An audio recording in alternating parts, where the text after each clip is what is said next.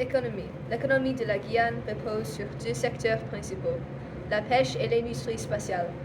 La pêche en mer, en particulier des crevettes, génère des revenus importants, nourrissant la population locale et alimentant les exportations. En 2023, l'industrie a rapporté 54 millions de dollars avec une augmentation de 37,8% de la production de poissons. L'industrie spatiale est également essentielle, représentant entre 15 à 17% du PIB de la région. Le centre spatial guyanais, situé en Kourou, est l'une des bases de lancement les plus importantes du monde, générant des emplois et des revenus grâce aux contrats de lancement de satellites. Géographie. La Guyane est située en Amérique du Sud, proche du Brésil. Le Suriname est à côté de l'océan Atlantique. Le Brésil est au sud-est de la Guyane et Suriname est à l'ouest. Les grandes villes en Guyane sont Cayenne, Saint-Laurent-du-Maroni et Kourou. Cayenne est la capitale et site le plus grand en Guyane. C'est le côte de l'océan. Saint-Laurent-du-Maroni est un site important à l'ouest du département français. Et le Kourou est connu pour son rôle de l'exploration spatiale et c'est situé dans le centre du département. Ce département français a une géographie diversifiée, proche de l'océan et une région costale avec un mélange d'écosystèmes côtiers, notamment des mangroves, des marais, des estuaires et des plages immaculées. Historie. L'histoire de la Guyane est marquée par une richesse culturelle profonde et des périodes douloureuses de colonisation. Avant l'arrivée des Européens, la région était habitée par les peuples autochtones tels que les Kalina, les Lokono et les Wayana, qui vivaient en harmonie avec la nature. Au XVIe siècle, les Français commencent leur colonisation, cherchant à établir des colonies comme en Guadeloupe et Saint-Domingue. La Guyane devient rapidement une société esclavagiste, où les planteurs importent des Africains pour travailler dans les plantations de sucre et d'autres cultures. Ces conditions de vie cruelles laisseront une marque indélébile sur l'histoire de la région.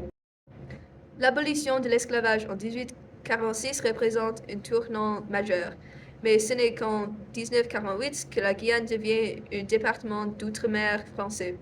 Malgré cette évolution administrative, le développement de la région reste longtemps inégal par rapport à la France métropolitaine, avec des défis économiques et sociaux qui persistent encore aujourd'hui. Culture et tradition. La Guyane a beaucoup de plats traditionnels, beaucoup d'entre eux incluant le poisson car c'est une région côtière, le manioc qui est un légume féculent qui ressemble un peu comme une pomme de terre et aussi une bonne quantité de poulet. Certains des plats les plus populaires sont le poisson fumé, le poulet fumé, des plats comme la bouillon d'awara, un ragoût aux fruits d'awara et couac, Samuel de manioc. La Guyane compte de nombreux festivals et célébrations uniques, la plupart d'entre eux célébrant leur culture et les événements de leur histoire. Quelques-uns de leurs célébrations incluant le carnaval de Cayenne, le jour de l'abolition de l'esclavage, le festival de Cayenne, la fête de musique et le jour de Bastille, fête nationale. La culture guyanaise est un riche mélange d'influences autochtones, africaines, européennes et asiatiques, particulièrement évident dans sa cuisine, sa musique, sa danse et ses festivals.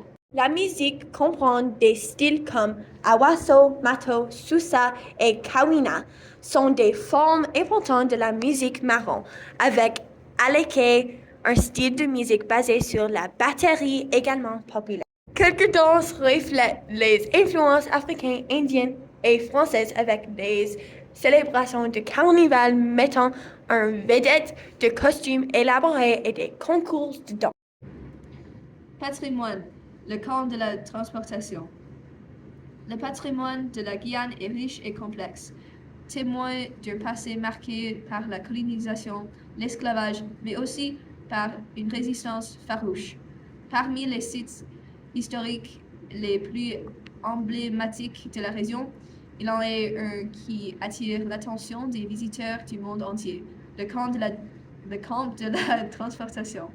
Ce complexe insulaire composé de l'île de Diable, de l'île Saint-Joseph et de l'île Royale fut utilisé comme centre de détention pour les prisonniers politiques et criminels, principalement durant la période coloniale.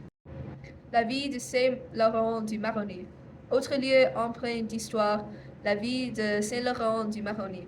Ancienne vie de garnison, elle joue un rôle majeur dans l'histoire de la colonisation et de la répression en Guyane. Son nom rend hommage à Auguste Laurent Bondet, gouverneur de Guyane. Saint-Laurent est le symbole de lutte locale et des révoltes des populations face aux autoritaires coloniales. Et son histoire est marquée par des déplacements forcés et des résistances farouches contre les injustices sociales. Monument à Félix Éboué. Un autre monument témoignage de la richesse de l'histoire de la Guyane est le monument de Félix Éboué. Érigé en 1957 sur la place de Palmiste à Cayenne, la capitale de la Guyane, ce monument rend hommage à Félix Éboué, un personnage clé de l'histoire coloniale et de la Seconde Guerre mondiale. Administrateur colonial et résistant de la première heure, Éboué fut un compagnon de la libération et un homme politique influent. Son engagement pour la liberté et son rôle dans la résistance contre l'occupation nazie font de lui une figure emblématique de l'histoire de la Guyane et de la France. Langue et dialecte. En Guyane, la majorité de la région parle le français qui est la langue officielle, principalement utilisée dans l'éducation gouvernementale et formelle. La créole guyanese français est une langue créole basée sur le français largement parlé dans diverses communautés et finalement multiples. Langue autochtone parlée par les différents groupes ethniques, notamment Wayampi, Teko et Wayana. Les gens ont un accent qui tend à prononcer le son R comme un trill alvéolaire historique et des variations de la prononciation d'autres lettres comme D, T et L, ainsi que les différences d'intonation par rapport au français standard. Avez-vous des questions?